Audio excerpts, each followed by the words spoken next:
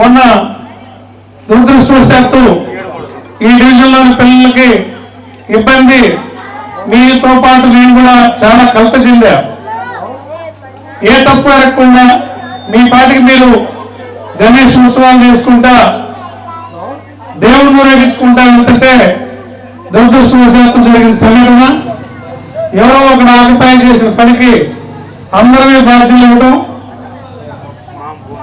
మనవాడు పాపం పిల్లలు 3 వారాలు 4 వారాలు జైల్లో ఉంటాం.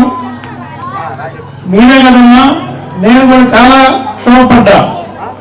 అన్ని పని అడగని పిల్లలు, చదువుకునే పిల్లలు జైల్లో ఉంటే మాకు మాత్రం బాగానే ఉంటుంది. శివప్రసాద్ గారికి కానీ వైవి సుబ్బారెడ్డి గారు కూడా చాలా సార్లు అడిగాడు, ప్రయత్నం చేశాం.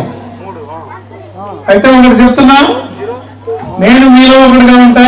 అన్యాయంగా మీ జోలికి ఎవరు వచ్చినా నేను మీతో ఉంటానని మాత్రం నేను మాటిస్తున్నా. మొన్నటి సంఘటన మనవాడు ఒకడు ఆ పోలీసు మీద చేయి చేసుకోవటం దురదృష్టం, ఆకతాయి చేష్టలు అవి. అది లేకుండా ఉంటే మనం ఎంత దూరమైనా నిలబడి పోరాడగలిగే వాళ్ళం. మనం కూడా జరిగింది అది జరిగిపోయింది, ఎవరు భయపడాల్సిన పని లేదు. మనమందరం ప్రజాస్వామ్యంలో ఉన్నాం, అంబేద్కర్ రాసిన రాజ్యాంగంలోనే మనం అందరం ఉన్నాం. రూల్స్ అందరికి ఒకటే ఉంటాయి, చట్టం అందరికి ఒకటే ఉంటుంది. కొంతమంది బెదిరించడానికి ప్రయత్నం చేస్తారు, అతి చేయడానికి ప్రయత్నం చేస్తారు. అతి చేస్తే ఎవరిది చెల్లదు, చట్ట ప్రకారమే ఉంటుంది. మీతో నేను మీకు ప్రతి అడుగులో మీ ప్రతి బిడ్డకు తోడుగా నేను ఉంటానని ఈ సందర్భంగా తెలియజేస్తున్నా.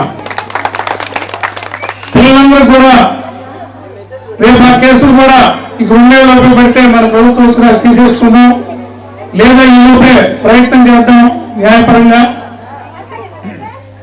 ఆ విషయాలు మీరు తేలిక తీసుకోమని ఆ రోజు చిన్న గ్రహణం మనకి ఆ గ్రహణం పెట్టిందిగా నేను భావించా. మనలందరితో కూడా గ్రహణం అంటే మనకే జరిగినట్టుందని నేను వెంకటేశ్వరుడితో కూడా చాలా సార్లు అన్నా. అంటే పంతులు కూడా దింపాడు అన్నారు, మీరే పంతులు కూడా మీరు అని చెప్పి, అదే బ్యాడ్ టైం ఉంది. అంతేగాని అటువంటి సంఘటనలు మళ్ళీ మళ్ళీ పునరావృతంగా మన జోలికి పార్టీ పరంగా ఎవరు వచ్చినా ఊరుకునేది లేదు. ఏ పోలీసు వాళ్ళకైనా ప్రభుత్వ జీతంతో పనిచేస్తారు, కానీ తెలుగుదేశం పార్టీ నాయకుల జీతాలతో వాళ్ళు పనిచేయట్లేదు.